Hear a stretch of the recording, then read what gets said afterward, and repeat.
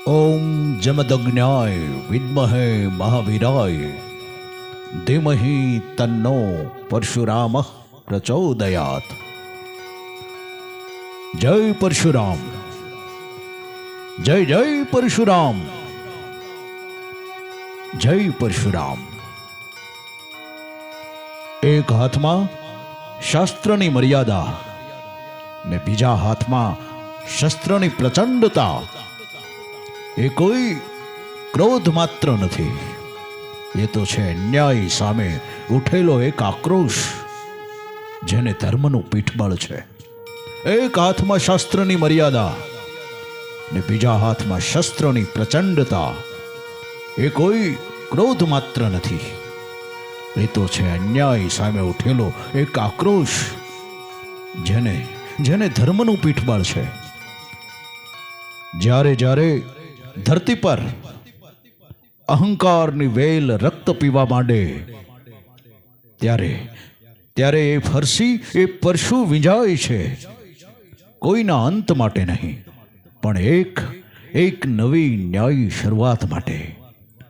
જ્યારે જ્યારે ધરતી પર અહંકારની વેલ રક્ત પીવા માંડે, ત્યારે એ ફરસી એ પરશુ વિંજાય છે, કોઈના અંત માટે નહીં, પણ એક નવી ન્યાયી શરૂઆત માટે।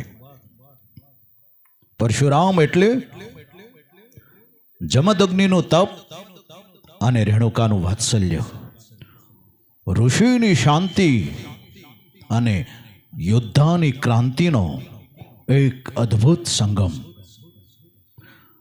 પરશુરામ એટલે જમદગ્નિનું તપ અને રેણુકાનું વાત્સલ્ય, ઋષિની શાંતિ અને યોદ્ધાની ક્રાંતિનો એક અદ્ભુત સંગમ।